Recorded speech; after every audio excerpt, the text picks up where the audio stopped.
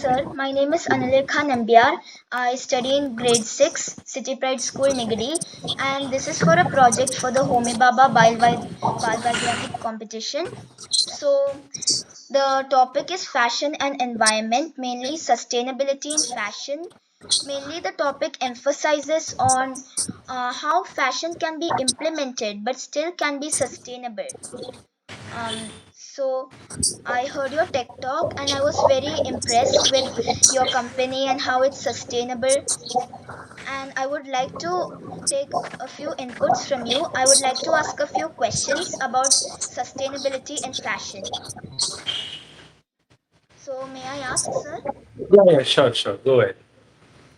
Sir, can you share your perspective on the current state of sustainability in fashion industry, particularly in India?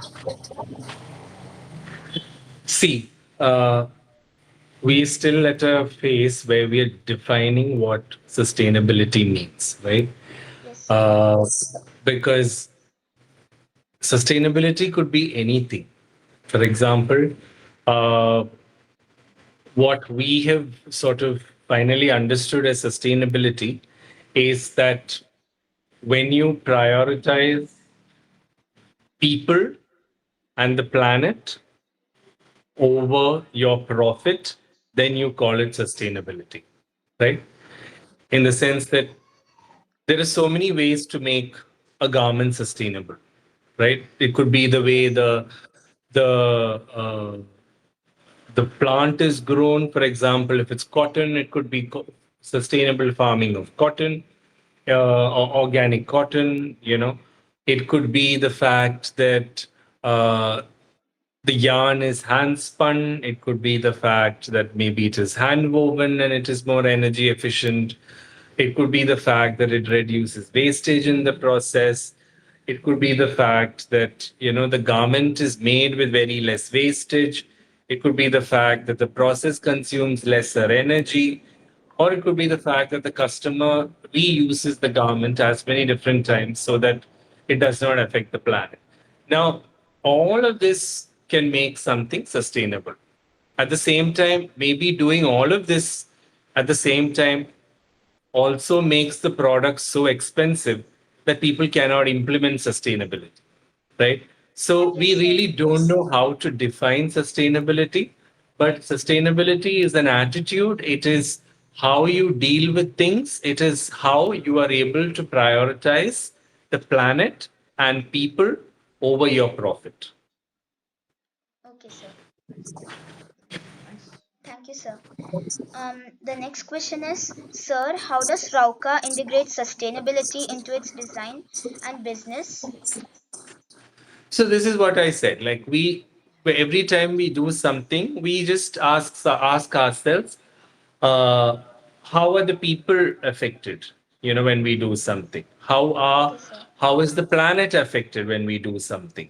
Like I said, we cannot make a product 100% sustainable, but we judge and see, is this a product that people can use, say, for the next 10, 15 years, instead of it being a product that they will use for the next 2 months or for one Instagram post and then they discard it. That's what happens in fast fashion, right? So we Yes, believe sir. in creating products that can be used over a longer span of time.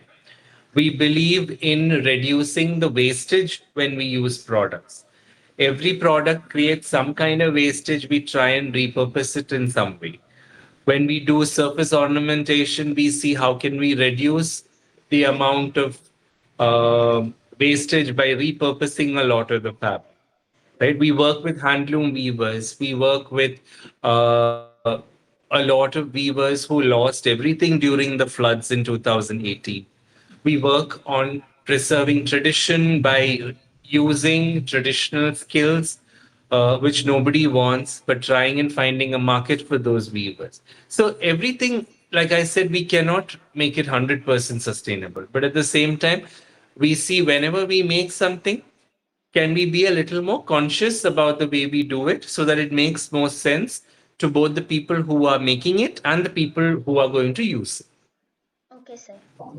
Thank you, sir. And the next question is, sir, what were the key challenges you encountered in promoting sustainability in fashion, and how did you address them? See, one of the challenges in sustainability uh, is that you slow down a bit, right? That you say, we are not going to create a new collection every week and then force it on customers, right? Which is what a Yes. lot of fast fashion labels do. So we understand that it's okay to compromise on a little bit of your profit for the sake of implementing sustainability. That is the only challenge. The rest Okay, of sir. it is just part of your process. Okay, sir. And So here I will have just our project is basically her project. Whatever she is doing is how can we do a fast fashion also in sustainable way. So See, so the thing is, fast fashion by nature is not sustainable, okay, okay, okay, right? It's like saying, how can you make McDonald's healthy? You cannot make it healthy perfect. Yes, because it is a certain kind of meat, which is, it's like chicken, which is fed on some kind of unhealthy food, and then you cold storage it, and then it's, kept for years before it finally reaches a shop where it's correct, sold to you for a cheap price. So correct. it will never compete with what your mother makes at home. Yeah, obviously, So, obviously. but the thing is, a lot of people try and implement sustainability in fast fashion. For example, somebody told me that when they do denim washing, for instance, Hmm, hmm, right, your denim washes is an extremely chemical intensive, water intensive process. Somebody said that sometimes what they do is they use lasers to burn out denim okay, instead of using water. okay. So there, okay, fine. There is a certain amount of waste of water that you are not sending into, Hmm, hmm. into your rivers. Yes. But So one part. Hmm, at the same time, you are still creating the quantity. correct, correct, You are still creating a huge volume. For correct. example, when big fashion labels, like fast fashion labels, when they say that there is a new collection coming in every 2 weeks, Hmm. they are talking of a new Obviously. collection coming into, say, 100 or 50 stores Correct, across 200 countries. Now, that's a huge volume, correct, right? correct. Most Yeah, of correct. these stock end up unsold and they go back to Hmm. countries like Africa or India, Hmm. where they are either sold as export surplus Okay. or they end up in landfill Hmm. or they end up as cheap export surplus goods, which ultimately end up ruining their local craftsmen or community. Because even now, like you will find a lot of shops where you get t-shirts for 50 rupees, Hmm. right? Correct, You correct, get correct. jeans for like 200 rupees. Where Hmm. is all this coming from? So all Hmm. of this is coming from fast fashion surplus, which Correct. has ended up from some country, Correct. mostly because somebody either bought it and they Hmm. wore it for one Instagram post, and then they decided to just give it off to poor people in Africa or India, Correct. thinking that it is charity, but it's actually Hmm. ended up as fabric waste in all these Okay. countries, Okay. right? Okay. So ultimately, the only way to sustainability is to say, be conscious about your consumption. Perfect. Perfect. Thank you. Thank you so thank you, much. sir. And the next question is, what is Rauka's approach in selecting materials for its design, considering the factors like environmental impact, durability, and cultural significance? See, we live in a country which has a very uh, old tradition of textiles, right? So if you look at Yes, sir. India, we have been exporting textiles to the entire world since centuries, since, I don't know, 1500s or maybe even before that. Like, but what has happened is, if you also look at the income generation in the country, handloom weaving creates the maximum employment in India, Correct. only second to agriculture, right? So when we sort of ignore that, and when we decide to buy imported polyester or something like that, what we are actually prioritizing is just somebody's profit over what it can do to a lot of people or the planet. Like, for example, how when we were children, we grew up by buying clothes when we needed it. We wore it as many times as possible. We didn't wear it for one Instagram post. And when it became really sort of not wearable outside, you wore it at home. And then when it sort of tattered apart, you used them to mop your house and then you burnt it. There Correct. was really no waste. It was Correct. very sustainable, Correct. right? Yes, sir. Now, what's happened because of fast fashion is that it encourages you to buy something you don't need, and then it encourages you to throw it away because it creates a certain unnecessary need. Buying is not a bad thing. Like I love to shop, but sometimes when I buy, I think of how many times am I going to use it? How am I going to wear it? Is this something that like for example, my mother wears a lot of saris that her mother wore. Correct. Why are we not encouraging that kind of? So that was very sustainable, Correct. you know. And So what is happening is it's exactly like food. Yes, sir. The way we would make food, the way we would buy something. But now, if you ask children, where does the tomato come from? They don't even know where a tomato comes from. A lot of children will tell you it comes from a supermarket. But they don't even know that it was grown somewhere. Similarly, the same thing is happening to textile. Why are we talking about organic cotton? Because hundreds of farmers in the country are committing suicide because the wrong kind of cotton was being cultivated. Right? They thought the productivity of cotton was going to increase. They all planted what is called the BT cotton. So it depleted the soil of all the resources. And after one or two yields, they are not able to make any cotton.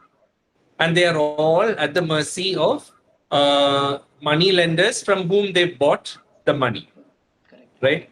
If you look at what Vandana Shiva is talking about in terms of seeds, there are people who are capitalizing seeds, something so basic, and farmers are having to take money to just buy seeds, right? So these are all unsustainable practices. Correct. Now everybody's talking about brown rice. Everybody's talking about A1 and A2 ghee, Milk. right? Because you've realized this sort of mass production has brought down the quality of everything.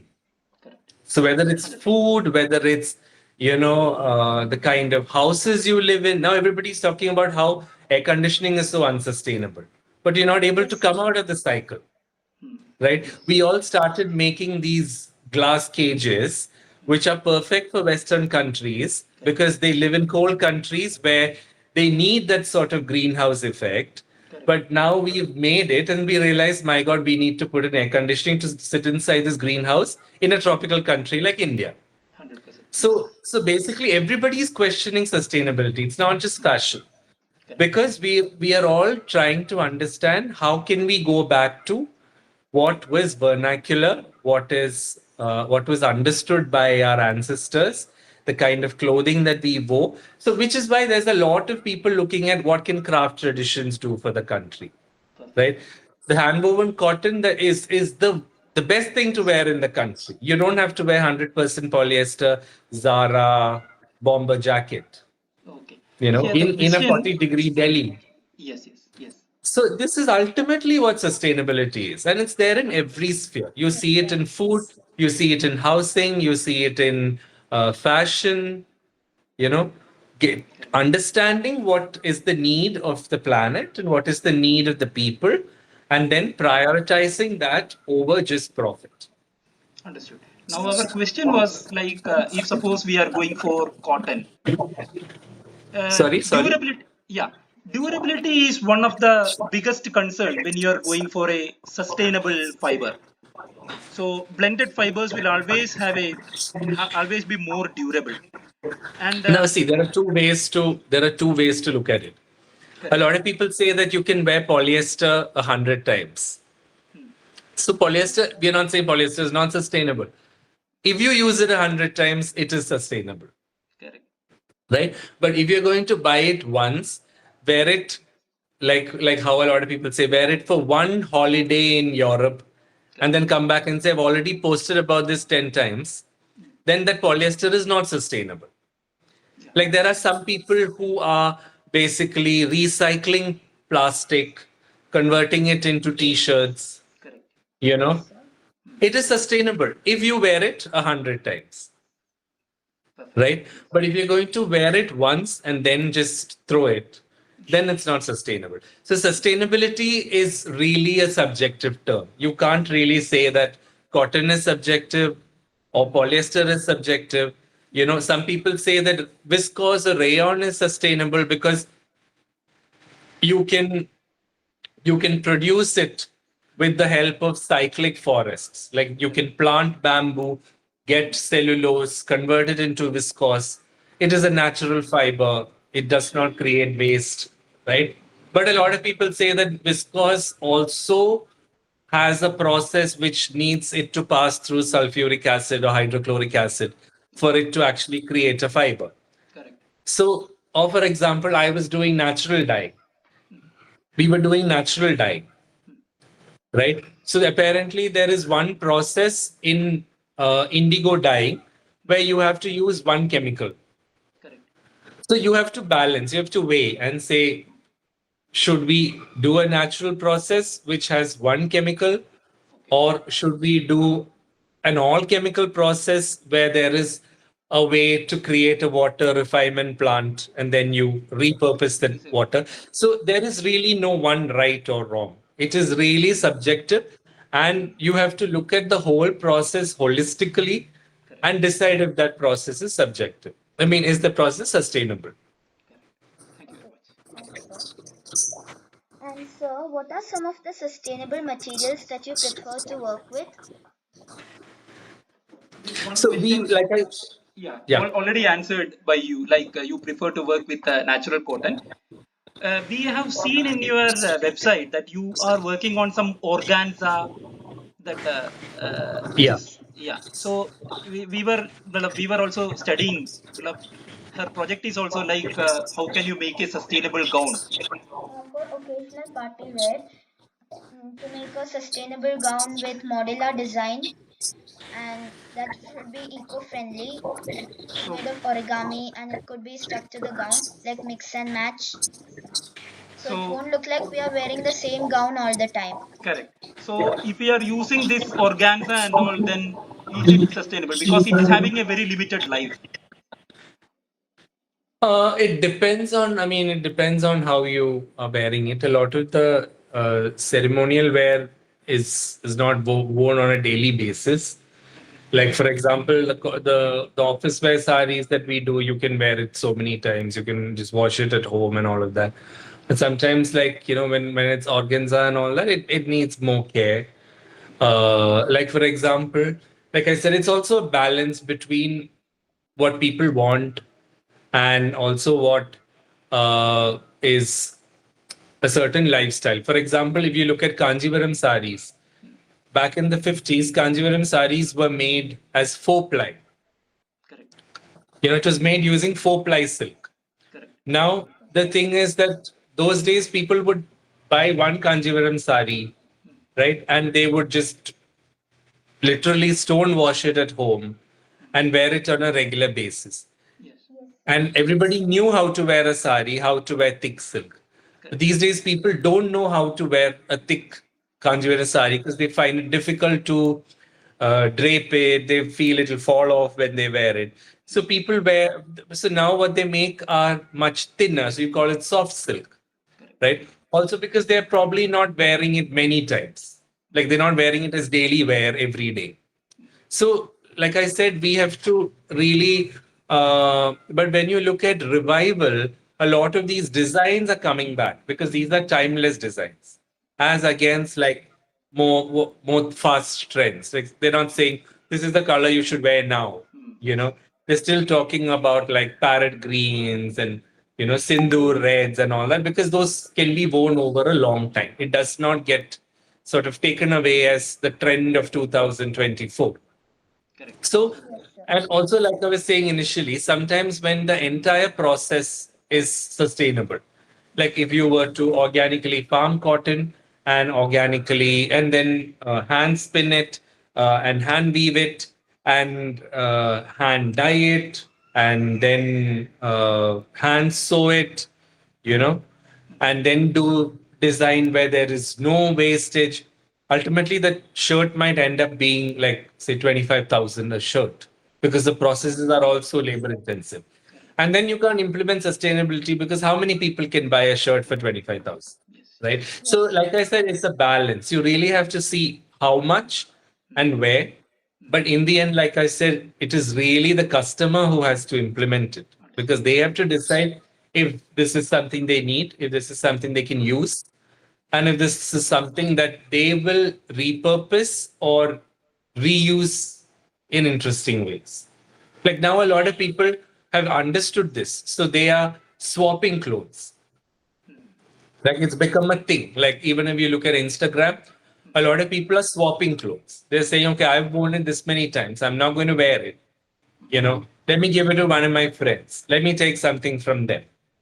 So they're trying to reduce, like, Carbon footprint. mindless buying or like mindless usage.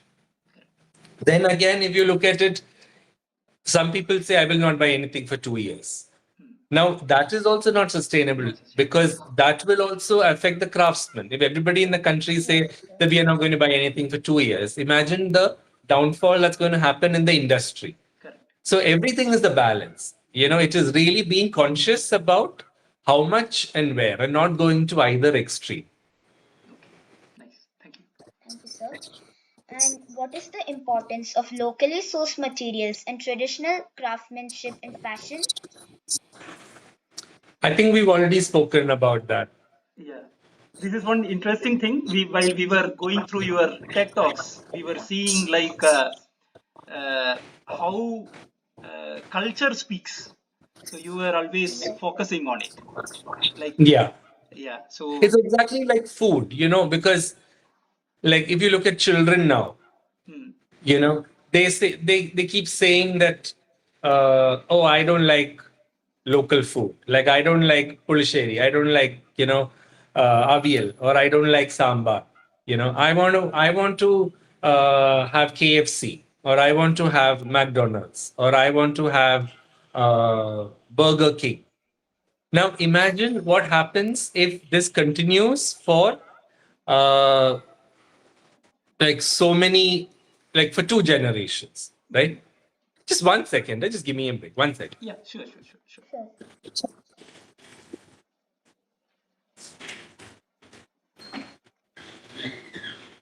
Nice, nice. Yeah, that's okay. So this is how you should. So it's also a sort of cultural wipeout. Mm, You know, Yes, like sir. like now when we talk about like the kind of uh, food that like our grandparents used to make, a lot of people don't even know what those recipes are. correct. Yes, So sir. what we are also trying to do is to say, how are we going to make tradition aspirational? How are we going to make it relevant to people so that they have the best of both worlds, Mm, right? correct. So that's the idea. Understood, understood. Just Yes, like sir. whatever you have mentioned earlier, like timeless fashion is Yeah, something, so it has a life. yeah, You don't need to go exactly. behind fast fashion every time. Yeah.